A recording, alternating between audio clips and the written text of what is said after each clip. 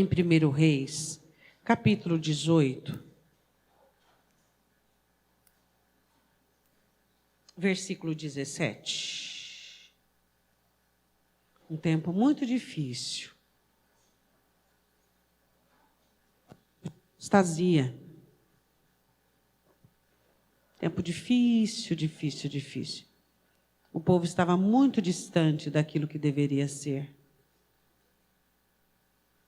1 Reis 18, 17. Amém? Sucedeu que, vendo Acabe, Elias, disse-lhe: És tu perturbador de Israel? Então disse ele: Eu não tenho perturbado a Israel, mas tu e a casa de teu pai, porque deixastes os mandamentos do Senhor e seguiste a Balaim.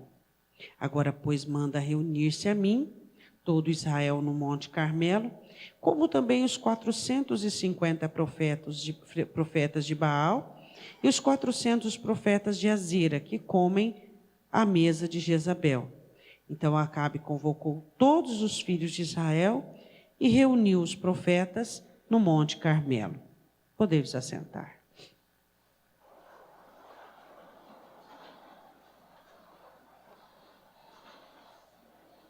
A correção de Deus para com os filhos dele varia.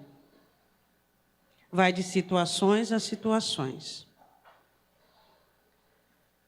Ora era por meio de cativeiro, ora era por meio de guerra, e ora era por meio de manifestações da natureza.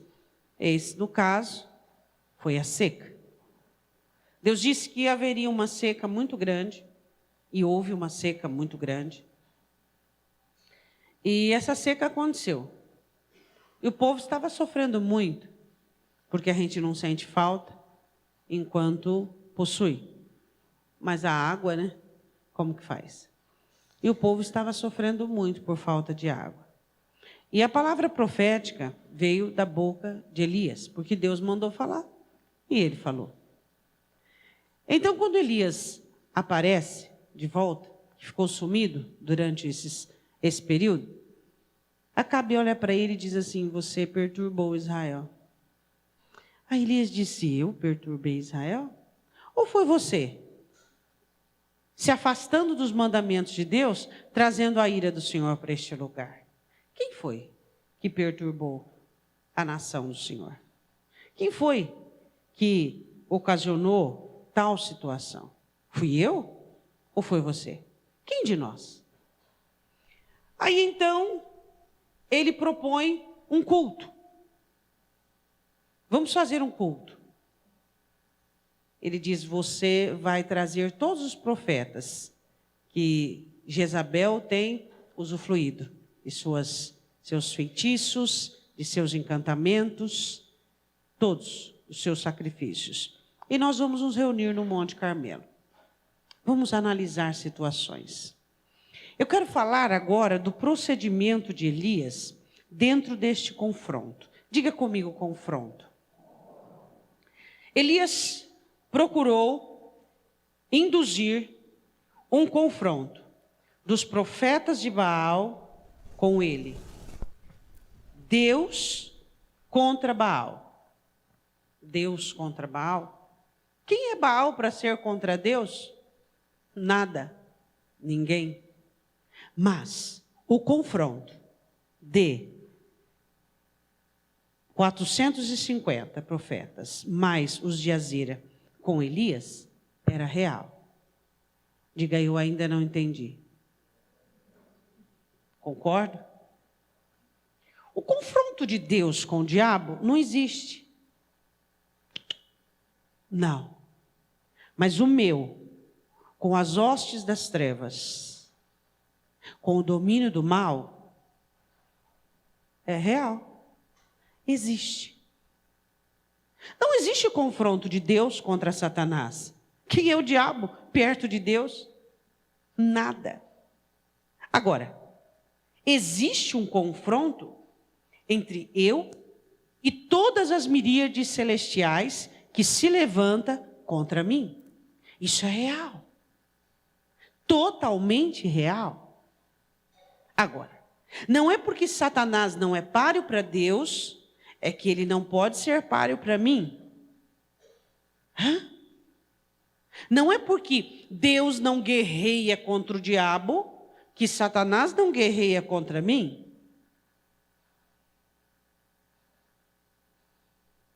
O que Elias sabia? Que Satanás para Deus, ou Baal, não era nada.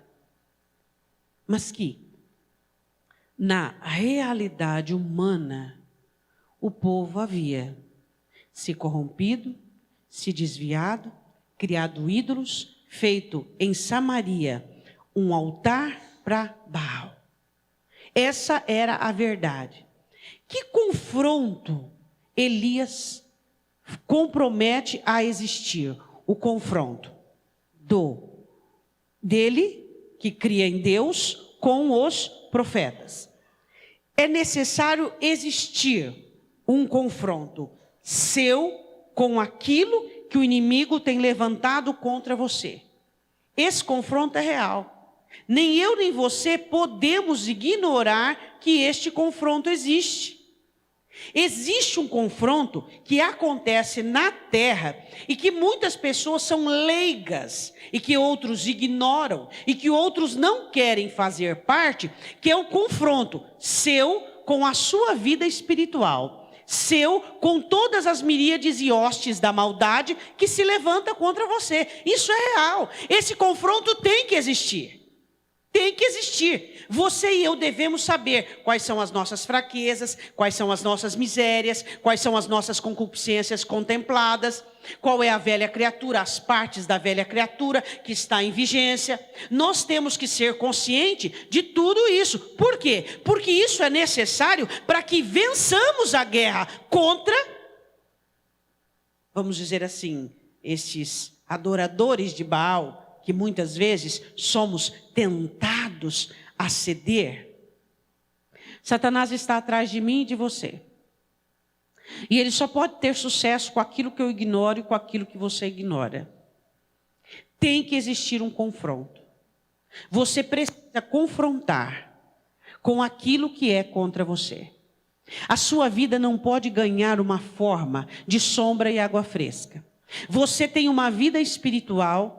E essa vida espiritual está em guerra. Essa vida espiritual está em batalha. A pergunta é: você está perdendo ou ganhando? Na Escritura, você observa várias informações e diretrizes para que nós sejamos ganhadores e vencedores. Quanto na Bíblia você já observou e viu pessoas que não entendiam a batalha em que estava e quando se deu conta haviam perdido a guerra. No exemplo, Davi perdeu a guerra para o pecado, para a concupiscência e marcou a sua vida toda. Se você ignora a batalha, você perde a guerra. Se você ignora as suas batalhas, a sua milícia, você vai acabar perdendo a guerra. O que eu e você temos que entender? Que nós estamos em guerra. Foi isso que Pedro explica? Foi que anda ao derredor de mim e de você, bramando como leão, buscando a quem possa tragar. Se eu ignoro essas batalhas, o que vai acontecer? E eu preciso entender sobre o confronto. Eu tenho que confrontar o que eu gosto. Eu tenho que confrontar o que eu quero. Eu tenho que confrontar o que eu preciso. Eu tenho que confrontar sobre as minhas atitudes. Eu tenho que questionar sobre quem eu sou. Eu tenho que questionar se eu estou progredindo ou regredindo. Eu tenho que me questionar. Todos os dias eu tenho que olhar para mim de uma maneira inquisitiva. Eu tenho que ter a minha própria inquisição. Eu preciso disso, porque se eu não tiver a minha própria inquisição, o que vai acontecer comigo? Eu vou ser pega de uma maneira totalmente desprovida, de uma maneira totalmente despreparada, dentro das minhas falhas. Mas se eu pratico a minha inquisição, eu estou acordada para a minha realidade, eu estou acordada para a minha existência. Israel estava em uma situação totalmente adormecida. Israel não teve uma inquisição própria. Acabe e Jezabel simplesmente colocaram o ídolo Baal e Azera como, a partir de hoje, e eles não questionaram, eles simplesmente aceitaram. O quanto você tem aceitado as coisas na sua vida sem questionar? O quanto você tem se adequado às coisas na sua vida sem questionamento? Às vezes nós parecemos animais domesticados, que abaixamos a cabeça para que coleiras sejam postas em nós. O quanto nós temos questionado o nosso comportamento, a nossa vida. Janeirão já está acabando. Onde é que estão os seus propósitos, os seus planos? O que você está fazendo para aquilo que está escrito aqui? Está escrito aqui também? Você está fazendo alguma coisa para que a sua vida aconteça? O que é uma adequação nociva, se não uma escravidão? Será que nós não percebemos que isso é a peste do século? Essa adequação contemporânea, onde as pessoas não buscam vida, onde as pessoas não se esforçam para melhorar, não se esforçam para mudar, não usam mais perguntas como um instrumento salvífico. As perguntas são de Deus. Perguntas são de Deus. O quanto você tem sido uma pessoa de inquisição, o quanto você tem se questionado, o quanto você tem olhado para a sua vida e dito: poxa, é isso mesmo, é assim, vale a pena, é dessa maneira, é assim que eu tenho que ser, são essas as minhas escolhas, são as melhores escolhas, eu tenho tido escolha, ou eu estou sendo impulsionado e condicionado a uma situação. Essa atitude que eu estou tendo agora, o que ela vai me levar? O que ela vai fazer comigo? Será que lá na frente eu choro ou sorrio? A reação que eu estou tendo agora é adequada ou é de uma pessoa abduzida e tola? O meu comportamento pessoal é adequado ou é inadequado? Quantas perguntas nós estamos deixando de fazer para nós mesmos, porque não queremos ouvir as respostas? Quantas perguntas poderiam te salvar? Se você as tivesse feito no tempo certo e da maneira certa. Quantas perguntas hoje, se você as fizesse, salvaria você? Quantas interrogações que o céu nos manda e nós simplesmente as transformamos em afirmações. Por exemplo, o céu pergunta: é assim que você é? E você afirma: fazer o quê? Estou dentro da normalidade. Ou seja, você prova que está condicionado à situação. Você não diz audivelmente, mas você diz com a sua maneira de resposta. Uma vida sem força, uma vida sem luta, uma vida sem mudança, uma vida despreparada, uma vida de aquiescência, não sabe dizer não para ti mesmo, não sabe impor regras para ti mesmo. Por que Israel se chegou na situação de ser dominado por uma mulher maligna e por um rei louco e fraco?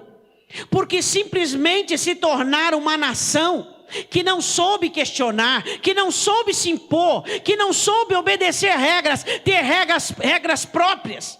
Você observou que as regras da sua vida são as pessoas que impõem e dizem como você vai ser, como você deve se portar. A sociedade determina a sua essência, sendo que a Escritura é quem tem que ir adiante, determinando quem somos, o que fazemos, o que pensamos e o que devemos ser. Todos estão dentro de uma normalidade. Você olha para os crentes hoje e eles são todos mais ou menos parecidos, todos mais ou menos chatos, todos mais ou menos sem graça, todos mais ou menos mortos. São pessoas que não mais questionam-se.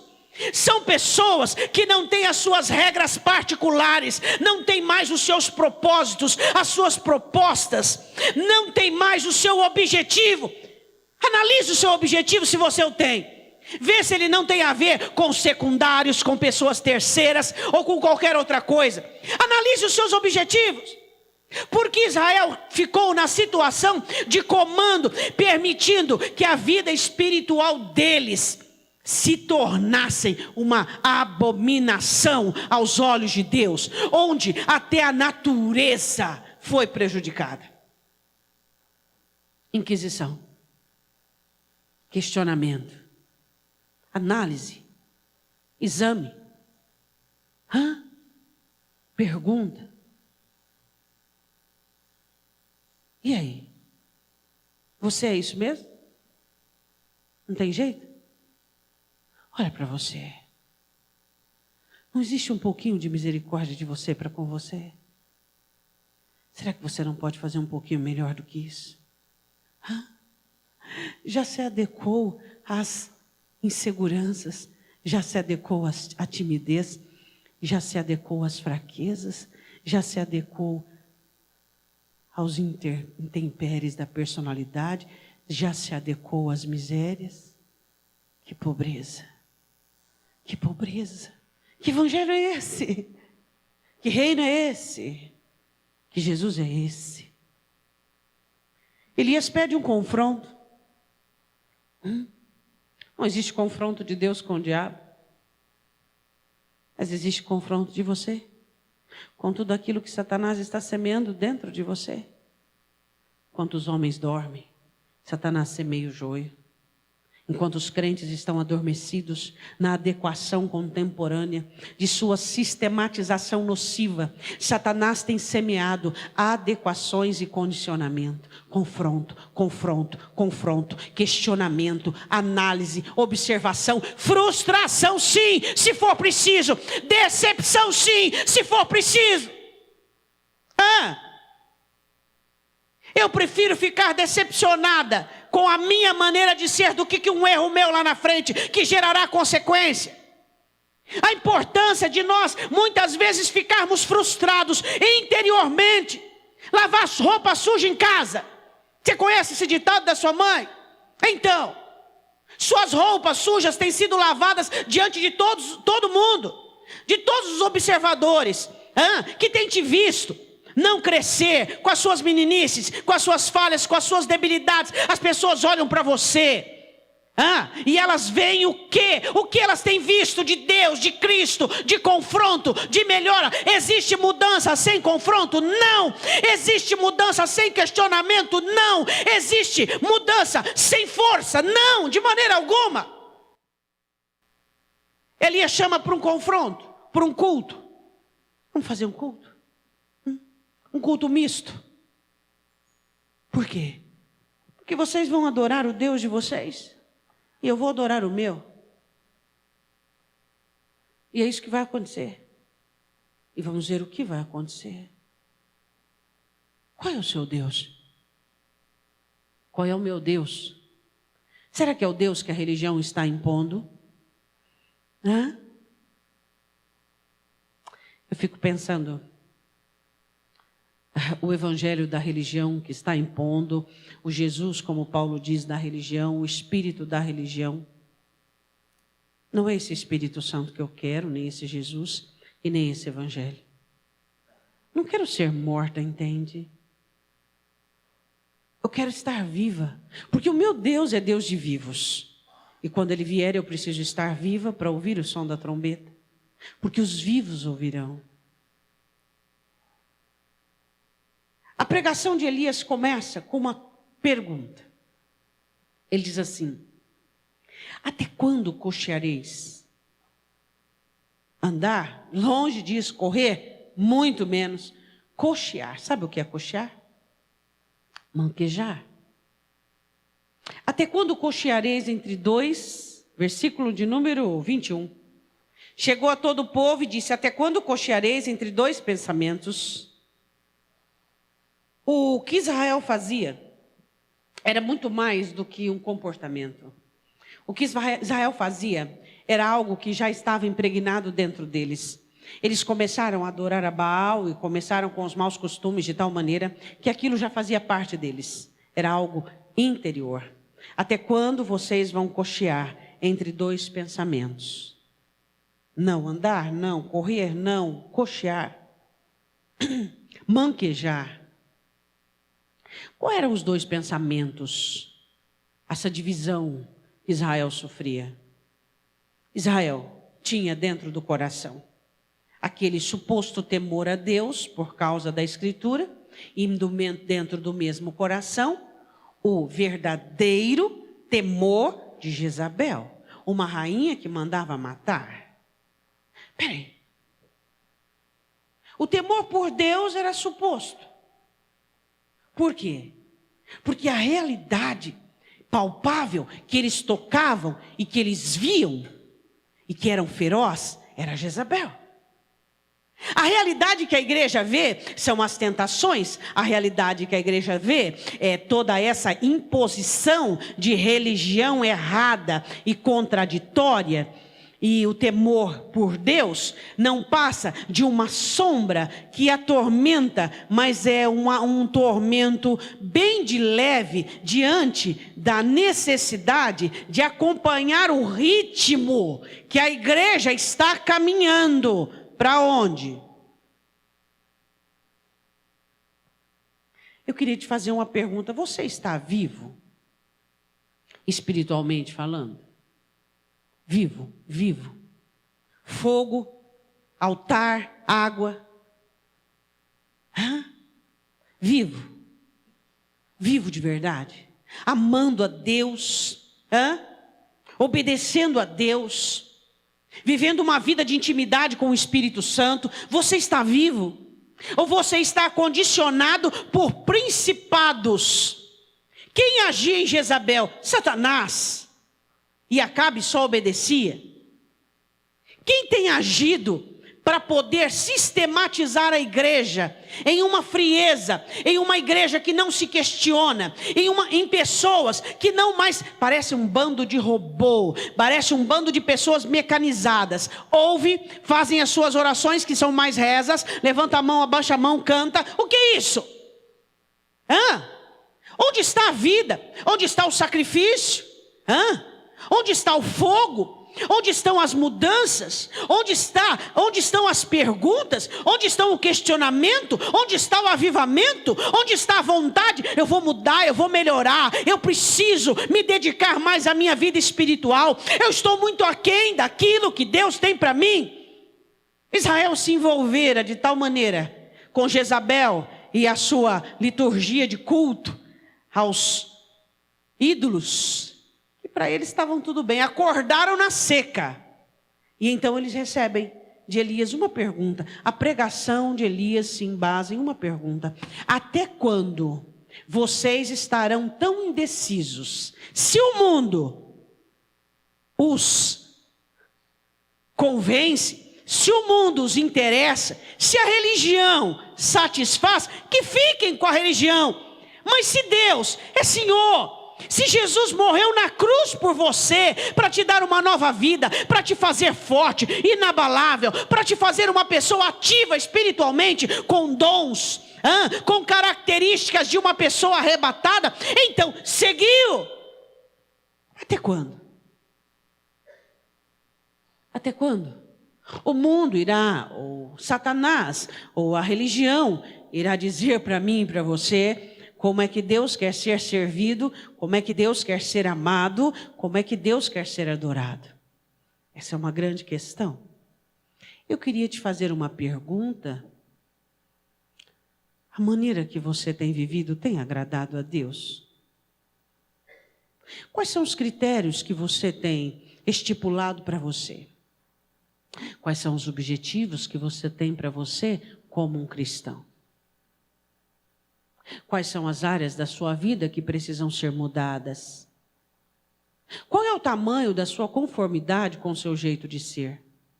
Vitória? Vitória?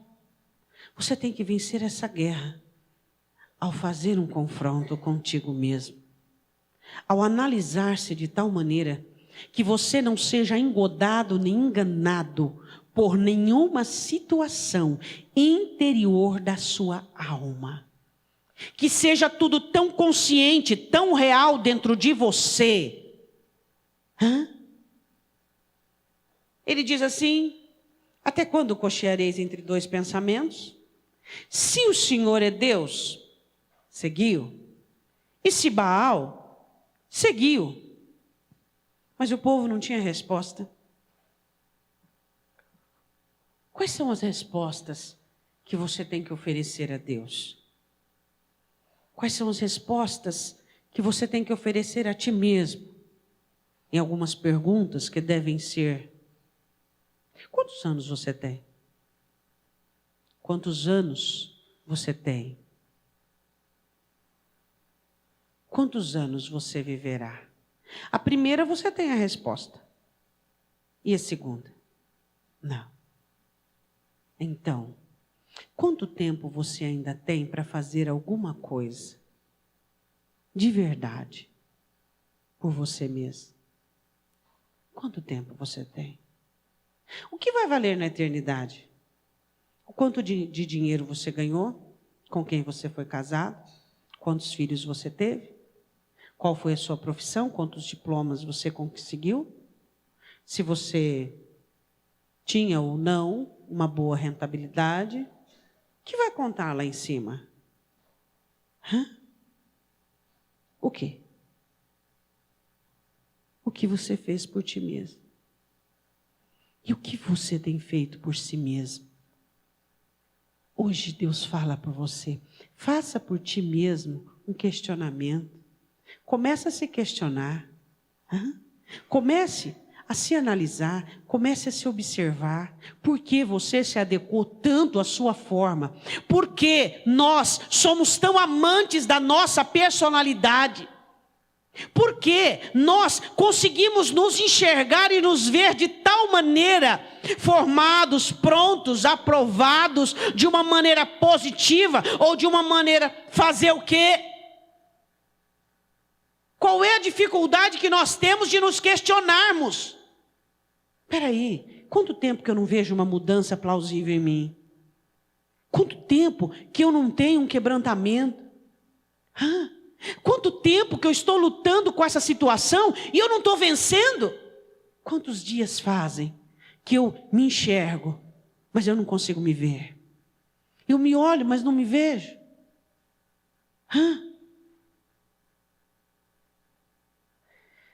Ele faz a pergunta, aí ele diz ao povo, no versículo 22, só eu fiquei por profeta. E os profetas de Baal são 450 homens. Eu só tenho coragem de estar aqui. Havia outros profetas que tinham sido protegidos por Obadias. Mas só ele tinha coragem de estar ali, enfrentando os 400 mais 400 de Azera. Ele disse, só eu. Olhe para o seu irmão e diga, somente eu.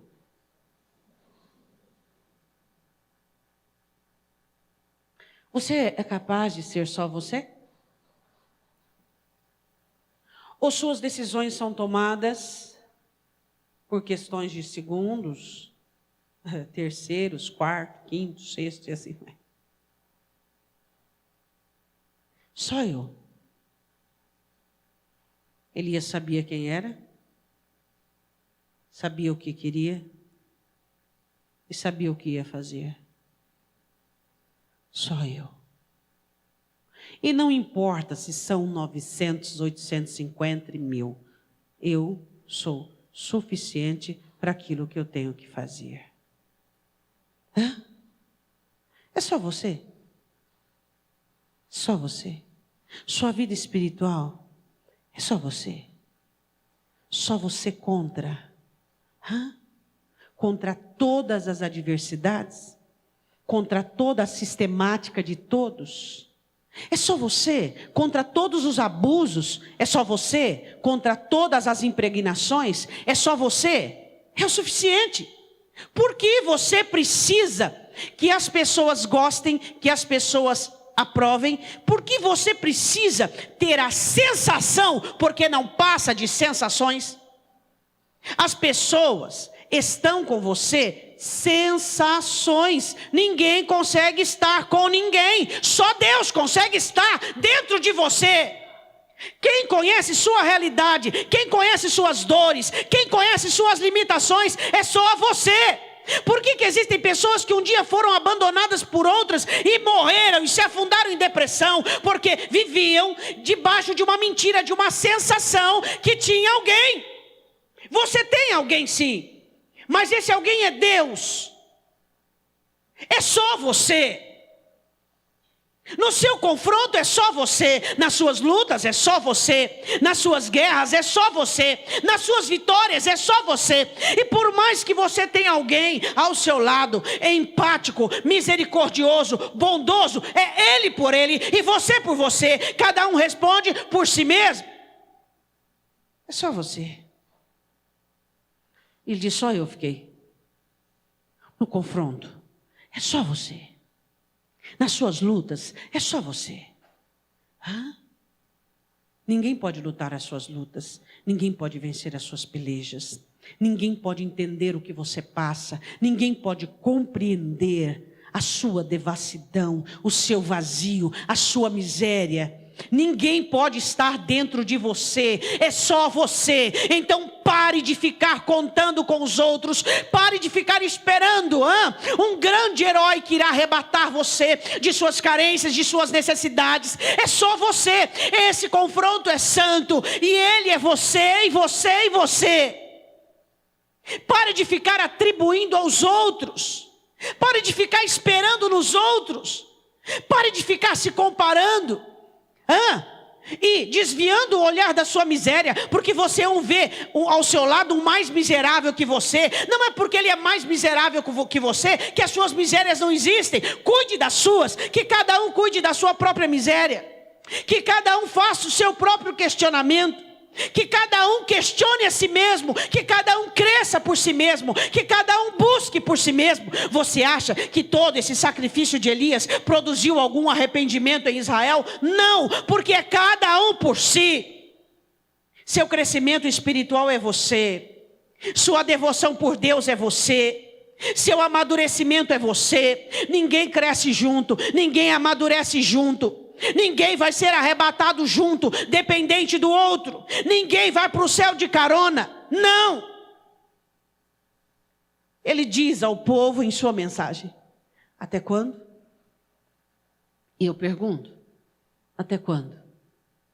Até quando frágil, até quando débil, até quando duvidoso, até quando inseguro, até quando buscando no ser humano segurança, até quando infantil, até quando imaturo, até quando frágil, até quando confuso, até quando existindo apenas do lado de fora, até quando não voltando para dentro de si e entendendo que Deus habita aqui e que você tem que ser responsável por suas escolhas, por suas decisões. Você tem que ser responsável por você. Até quando você vai fugir de ti mesmo? Até quando você vai atribuir aos outros a responsabilidade de te carregar, de te satisfazer, de te dar segurança, de ser bom para você? Até quando?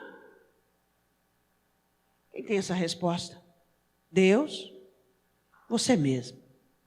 O povo não foi capaz de responder como alguns de nós não somos capazes de responder. Até quando vamos cair na mesma deformidade? Até quando vamos nos prostrar diante da mesma barreira?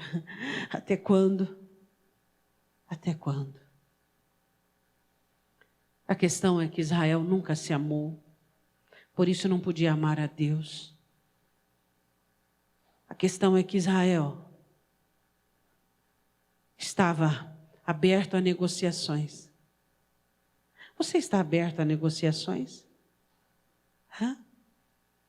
Quem pagar mais leva, quem oprimir mais te cativa, quem te condicionar melhor e te iludir, te ajusta. Você está aberto a negociações? Sua insegurança, por exemplo, você trata dela ou você vive trocando de souvenirs? Uma hora o cônjuge, outra hora os filhos, outra hora o casamento, outra hora o trabalho, outra hora... Até quando? Até quando você não vai ser responsável pelo seu posicionamento? Até quando você não vai assumir quem é você? Você não entende? Se você não assume quem é você, não tem como Deus cuidar de você e nem mudar você? A vida tem absorvido as pessoas de tal maneira do lado de fora que as pessoas têm ficado insensíveis para as suas próprias realidades. Até quando? Aí você para e pergunta o que as pessoas fizeram com você durante a trajetória chamada vida, jornada. Aí você nota que a sua vida não passa de um histórico alheio. Fizeram comigo? Mas o que eu fiz para mim? Não sei. Eu só reagi. De que maneira? Sofri, chorei. O que você fez por você? Existem pessoas, se elas fossem escrever a história da própria vida, o nome delas pouco apareceriam. Pouco. Porque elas, de longe, seria um ator coadjuvante, de maneira nenhuma, seria aquele personagem que aparece nos contos e que você depois, qual é o nome dele? Eu lembro que a fala, não lembro o que ele fez mesmo. Não, foi o outro que fez isso. Por quê? Porque não tem história. Não tem história. Nunca fez nada por si. Nunca agiu, nunca trabalhou, nunca decidiu, nunca escolheu. Estava aberto a negociações. Como é possível? Você que foi comprado por um alto preço, como você pode estar aberto às negociações? Como não pode existir uma definição de sua parte? Como não pode existir um objetivo próprio? Como não pode existir? A não ser se alguns de nós optaram pela mendigância. Ele me dá segurança, ela me dá carinho, esse me dá amor, esse me suporta. Mendigos que marcam as casas e fazem um revezamento. Um dia eu peço nessa, outro dia eu peço na outra, outro dia eu peço na outra. Mendigos emocionais que dependem dos outros, que precisam dos outros e só sobreviverão por conta dos outros. O porquê Israel foi condicionado à idolatria, sendo que o primeiro mandamento era não à idolatria. O porquê as pessoas são condicionadas justamente naquilo que é proibido. Por quê? Porque estão abertos à negociação. Sua alma é inegociável, sua identidade é inegociável. Tudo em você não tem negociação, já foi comprado. É isso que nós temos que entender. E o que Elias faz? O Deus que responder por meio do fogo, este é Deus. Diga glória a Deus. Atos capítulo 2. Estavam todos concordemente reunidos, não precisa abrir, no mesmo lugar. De repente ouviu-se um som como de um vento veemente e impetuoso. E viu-se línguas como de fogo repartidas entre eles. O Espírito Santo. E todos foram batizados e falavam línguas estranhas. O fogo estava no altar. O fogo estava no sacrifício. O fogo é um dos símbolos do Espírito Santo. Porque o fogo purifica. Porque o fogo dá forma. Porque o fogo limpa. Porque o fogo aquece. O Deus que responde por fogo. Eu queria perguntar. O teu Deus ter respondido por meio de fogo? Ou não? Os profetas de Baal, no versículo 28, eles se cortavam com facas, derramando o seu próprio sangue, para atrair uma reação de Baal. Será que é isso que estamos fazendo? Nos destruindo. Eu vejo os crentes sofrendo tanto. Eles sofrem porque não têm, sofrem quando têm, sofrem porque precisam, sofrem. Sofrem de ansiedade, sofrem de angústia, sofrem de incredulidade, sofrem porque pensam no que os outros estão pensando, sofrem porque se preocupam no que o outro está precisando. Eles se mutilam e querem a resposta de Deus. Será que Deus quer este sacrifício meu e seu? Será que Deus quer o meu sofrimento? para que eu possa atrair as mãos, a obra dele. Onde está a nossa confiança em Deus? Onde está a nossa fé? Onde está a nossa entrega? Você percebe que todo o seu sofrimento foi em vão, foi um sacrifício tolo. O que Elias estava sacrificando? Bezerros. O que os profetas de Baal sacrificavam? Bezerros, mas não apenas o bezerro. Quando eles viram que Baal não respondia, eles começaram a se mutilar. Os crentes, o que eles estão fazendo? Porque eles não têm resposta de Deus. Porque Deus não tem mais abertura em suas vidas, então eles se mutilam. Deus não responde às suas orações, então eles migram para a insegurança, para a dúvida, para as obras de suas próprias mãos. Por quê? Porque eles não se questionam, eles não se interrogam, eles não se analisam. Onde é que eu estou errando? Será que eu estou entregando a Deus o que Ele quer? Será que eu estou obedecendo o que é o que Deus quer? Por que é que Deus responde a alguns e não responde a outros? Por quê? E por que aqueles que não obtêm respostas de Deus se mutilam? Eles migram, eles trabalham para serem ansiosos, eles trabalham em vão, eles buscam, eles fazem com as próprias mãos. Por quê? Porque Deus não responde. Então eles encontram em si mesmos recursos para responder-se. Deixa eu fazer de tal maneira, deixa eu fazer desse jeito, deixa eu agir dessa maneira, porque isso é um meio paliativo. Satanás sabe o quanto paliativos somos, o quanto paralelos somos. Ele sabe que se o tempo de Deus não for o seu, você vai optar por um meio paliativo. E Deus não vai subjugar-se à sua ou à minha ansiedade. Correto? Sua insegurança. Israel era inseguro.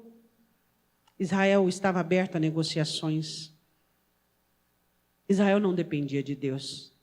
Israel aceitou a tutoria de um governo. Assim como muitos de nós temos aceitado a tutoria de governos, principados, que têm definido como temos vivido. Hoje o mais comum nos crentes é insegurança, ansiedade, medo, timidez, confusão, dúvidas. Por quê? Por que os crentes são tão duvidosos, inseguros, amedrontados, tímidos?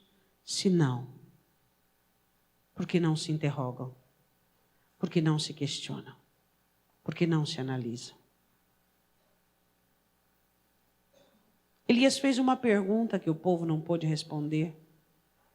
Estava ali para fazer um confronto. E ele levanta um altar com 12 pedras, simbolizando Israel, as 12 tribos. E derrama água sobre o sacrifício 3 vezes. E ele faz uma oração, e eu quero terminar aqui. Ele diz assim, no versículo 36, na parte B: Ó Senhor Deus de Abraão, de Isaque e de Israel, manifeste-se hoje que tu és Deus em Israel, e que eu sou teu servo, e que conforme a tua palavra fiz todas essas coisas. Em sua oração a Deus, ele coloca 3 situações. Deus como único, tu és Deus em Israel, eu sou o seu servo, e a tua palavra é quem governa todas as coisas. Deus é Deus. Você é servo dele? Ou de si mesmo? Ou das imposições? E é a palavra que rege todas as coisas? A Bíblia diz que Deus responde com fogo, que lambe até a água.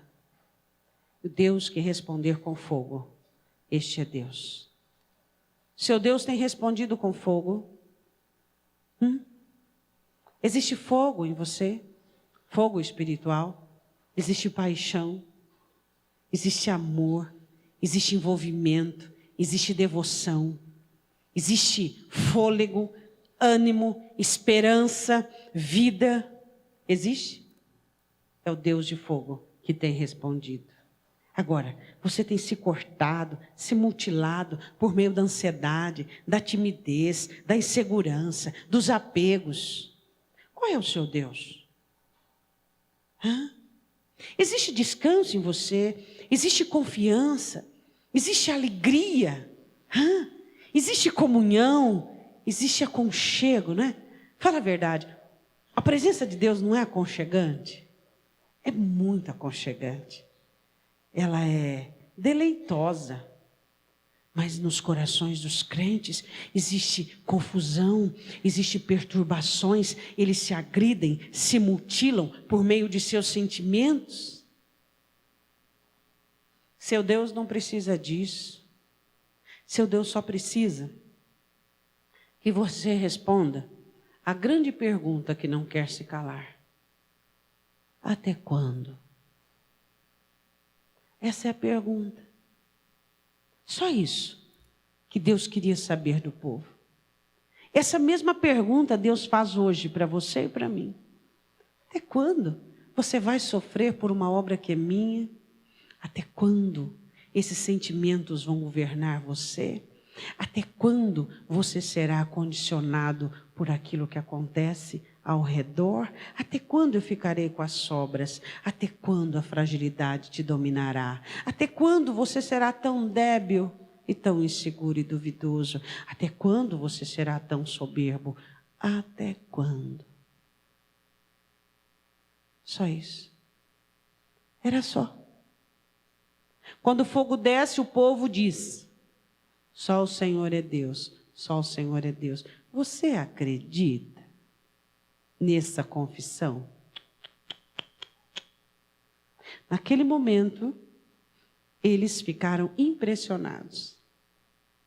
Como ficaram impressionados com as ameaças de Jezabel, imposição, e abandonaram Deus. Agora Deus responde com fogo: vai que a gente vira churrasco. Confissões não é pela impressão. Confissões é como aquela de Sadraque, Mesaque e Abidnego.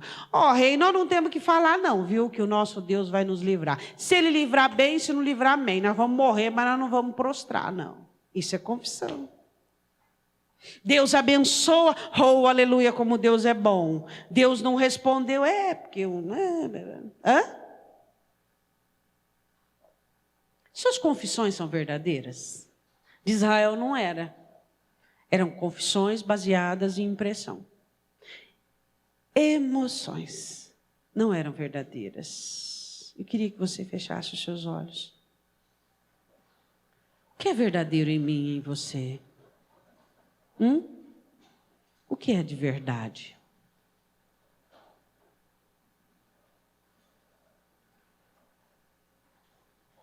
Uma pergunta que não quer se calar. Até quando?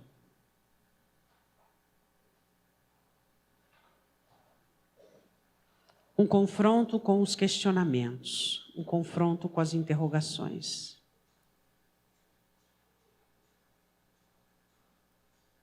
Deus, está faltando questionamentos, está faltando as nossas interrogações. Eu não quero chegar ao ponto do Senhor vir a nos questionar. Nós devemos nos questionar, Deus. Isso é vitória. Chegarmos ao ponto de indagarmos a nós mesmos e dizermos até quando, por quê, e termos a resposta. Alvos definidos, tempo definido, proposta definida. Deus, nós não podemos deixar a vida nos levar. Nós ganhamos uma vida do Senhor. Não podemos ser condicionados nem dirigidos por nada disso. E nesta noite nós queremos pedir perdão por toda essa forma de culto que prestamos de aceitação. Achamos que as interrogações não fazem parte do culto, mas o questionamento é o convidado principal do culto. Interrogação, um convidado importante para o culto. Neste culto que Elias faz com o povo, a primeira parte do seu sermão foi até quando? É isso que nós devemos entender nos dias de hoje. Se nos questionássemos mais, se nos analisássemos mais, não concordaríamos tanto com o mal que vivemos. Não seríamos tão ceifadores de consequências. Deus, nós te pedimos perdão. E te pedimos que o Senhor nos dê sabedoria e nos dê condições de nos posicionarmos adequadamente para nos questionar. Tudo que Satanás, Deus, não quer é que nós questionamos. Tudo que Satanás não quer é que nós voltemos os olhos para nós mesmos e perguntamos e nos analisamos. Ele quer que simplesmente engolimos tudo e sejamos condicionados a tudo. Mas nós não vamos fazer isso. Deus, por meio do teu Espírito, venha nos ajudar, venha nos fazer inteligentes, Deus. O apóstolo Paulo rogava para que a tua igreja alcançasse inteligência. Venha nos dar inteligência. Oh Deus, às vezes somos tão inteligentes para tantas coisas e tão tolos para as outras que são tão fundamentais para nós. Oh Deus, ajuda-nos, fortaleça-nos, para que nós resolvamos essa situação. Para que nós olhemos para dentro de nós e possamos começar a nossa mudança por meio do nosso questionamento. As interrogações fazem parte do nosso culto, mas não interrogarmos o Senhor, não. Coisas que muitas pessoas fazem, não é mesmo? Temos que interrogar a nós mesmos. Por que tanta incredulidade? Por que tanto medo? Por que tanta sujeição? Por que tanta dependência? Por que tanta idolatria? Por que tanto apego? Por que tanto medo? Por que tanta frieza? O Senhor Deus é o Deus que responde por fogo. Fogo que queima, fogo que separa, fogo que forma, fogo que limpa. O Senhor é o Deus de fogo. O Senhor é o Deus que batiza com fogo. Senhor, que haja do teu Espírito Santo em nós, para que nós possamos questionarmos a nós mesmos e amadurecermos. Senhor, uma pergunta. Qual é o término da pergunta de Deus para você? Vamos lá, deixa o Espírito Santo falar com você. O Senhor diz, até quando? Deixa o Espírito Santo continuar a pergunta.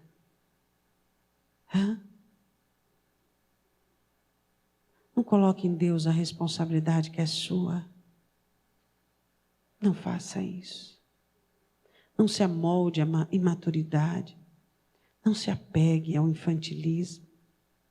Não faça isso com você mesmo. Quero convidar você para ficar de pé. Põe a mão sobre o seu coração.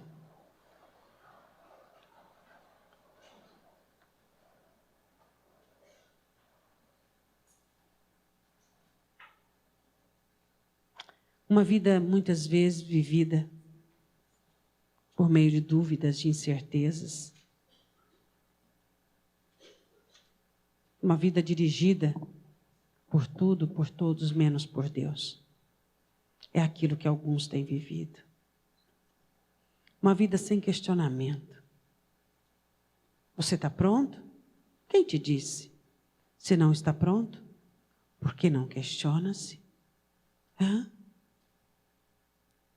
Quantos tiveram de Deus perguntas, como por exemplo Israel, quando Deus pergunta, eu não posso fazer de vós um vaso novo, Israel? Por que Israel não se questionara antes, para que não pudesse ouvir essa pergunta da parte de Deus? Por que a vida tem que me dar situações insolúveis? Porque a vida tem que me oferecer embaraços? Porque eu mesmo não me questiono. Eu mesmo não me interrogo. Que a partir de hoje nós possamos mudar conosco e nos ajudar. Olhar para você mesmo e ver que você é responsável, que você é capaz. Diga comigo, meu Deus, eu aprendo que o questionamento faz parte do culto que eu presto ao Senhor. Então, em nome de Jesus, eu preciso fazer uso das interrogações e do questionamento para que eu contribua para a salvação da minha vida. Deus, eu não aceito a imposição de Satanás sobre a minha vida. Eu vou para o confronto. Eu vou confrontar tudo e todas as ações, os levantes de Satanás contra a minha vida. Eu vou ter olhos para identificar o que não é do Senhor dentro de mim, porque vou analisar tudo dentro de minha alma e averiguar se é boa semente ou se é má. Eu vou investigar tudo que há dentro de mim e só vai ficar o que vem do Senhor.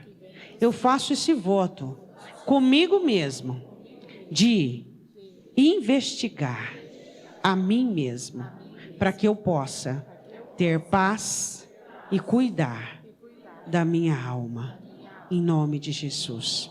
Levante a sua mão direita para o alto.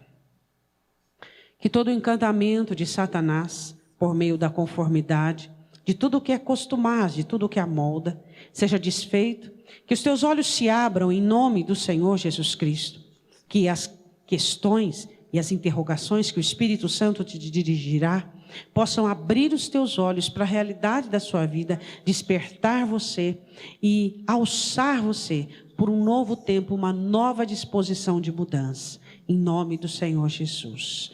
Diga amém.